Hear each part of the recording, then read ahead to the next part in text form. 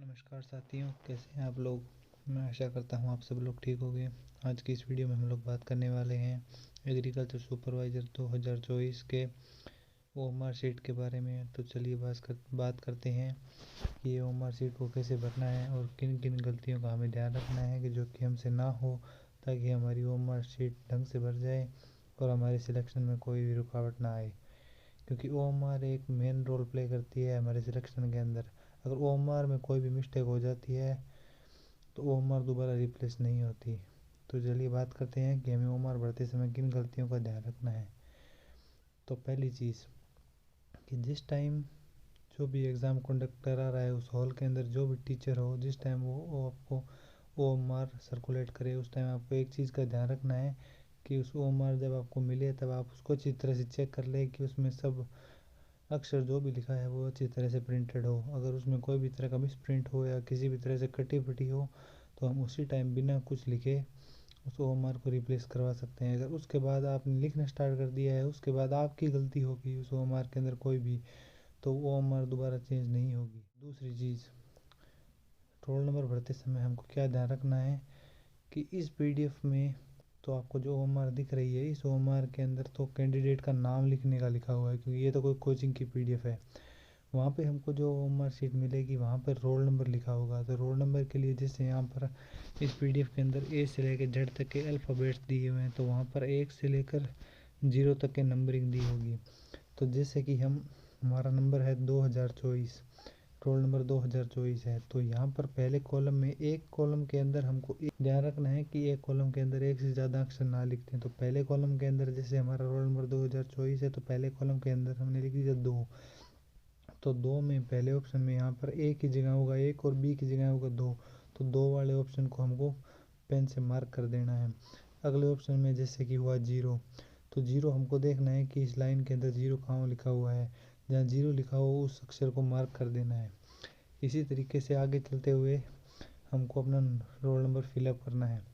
तो चलिए point number 2 की बात करते हैं, जो कि सेक्शन। तो हमें पता है कि पेपर में नकल ना हो, इसके लिए पेपर को 4 सेक्शन में डिवाइड कर दिया जाता है। किसी में तो किस सेक्शन में तो कभी पहले जीके क्वेश्चन आ जाते हैं, किसी सेक्शन में पहले हिंदी के क्वेश्चन आ जाते हैं, तो किसी सेक्शन में पहले एग्रोनॉमी के क्वेश्चन आ जाते हैं, तो किसी सेक्शन में पहले हॉर्टिकल्चर के क्वेश्चन आ जाते हैं। तो इस हिसाब से पेपर में सेक्शन के अकॉर्डिंग क्वेश्चंस को डिवाइड कर दिया जाता है। तो इस तरीके से वहाँ पे एक ऑप्शन होगा सेक्शन कॉलम का ओएमआर शीट के अंदर। तो हमारे पेपर के ऊपर जो भी सेक्शन लिखा हो, जैसे हमारे पेपर के ऊपर अगर ए सेक्शन लिखा है तो हमें ए सेक्शन लिख के ए वाले डब्बे को डार्क कर देना है पेन से, और अगर बी सेक्शन लिखा है तो बी वाले कॉलम को हमको डार्क कर देना है। सेक्शन वाली बात तो हो गई। तो चलते हैं पॉइंट नंबर 3 की तरफ। तो पॉइंट नंबर 3 है कि क्वेश्चंस को भरते समय एक बार अब की बार नई चीज़ ऐड की गई है। वो क्या है कि क्वेश्चन का आंसर देते समय पहले तो ये होता था कि एक क्वेश्चन दिया हुआ है और उसके 4 ऑप्शन हैं। अगर हमें क्वेश्चन आ रहा है तो हम क्वेश्चन को मार्क कर देंगे, जैसे पहले का बी आंसर है तो हम बी को डार्क कर देंगे, और अगर नहीं आ रहा है तो हम कोई भी मार्क नहीं करेंगे और छोड़ देंगे। अब की बार क्या किया गया है कि एक क्वेश्चन के अंदर 5 ऑप्शन ऐड किए गए हैं।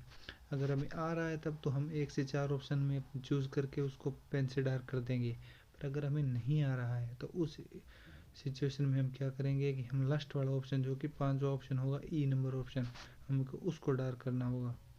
ई वाला ऑप्शन यह बताएगा कि हमें इस क्वेश्चन का आंसर नहीं आता है, ताकि हमारी नेगेटिव मार्किंग ना हो। ध्यान रखें कि हमें कोई भी ऑप्शन को खाली नहीं छोड़ना है। जो क्वेश्चन हमें नहीं आता उसमें हमें ई ऑप्शन सिलेक्ट करना है, ताकि हमारे नेगेटिव मार्किंग ना हो। कहीं आपको कोई क्वेश्चन का आंसर ना आता हो और आप क्वेश्चन को खाली छोड़ दो, तो उस चक्कर में आप याद रखना कि आपकी नेगेटिव मार्किंग होगी। तो जो क्वेश्चन का आंसर आपको नहीं आता है उसमें हम 5वां नंबर का ऑप्शन सिलेक्ट करेंगे। और ओएमआर से रिलेटेड, ड्रेस कोड से रिलेटेड, पेन कौन सा लेके जाना है, क्या पहनना है क्या नहीं पहनना, लेडीज़ के लिए कौन सी ज्वेलरी पहन सकती हैं कौन सी नहीं पहन सकती, कौन सी स्लीपर्स पहन के जाने हैं, इन सब चीज़ों का भी ध्यान रखें, जो कि हमने पहले वीडियो में बता दिए हैं। तो आप वो वीडियो भी चेकआउट कर सकते हैं। और बहुत ही केयरफुली अपने ओएमआर को भरें, क्योंकि ओएमआर में की गई कोई भी गलती आपका सिलेक्शन में बाधा बन सकती है। तो ओएमआर भरते समय इन सब चीज़ों का आप ध्यान रखें। अगर आप चैनल पर नए हैं तो इस वीडियो को लाइक करें और चैनल को सब्सक्राइब करें, ताकि आप किसी भी महत्वपूर्ण जानकारी से पीछे ना रहें और आपको महत्वपूर्ण जानकारियाँ हर समय मिलती रहे।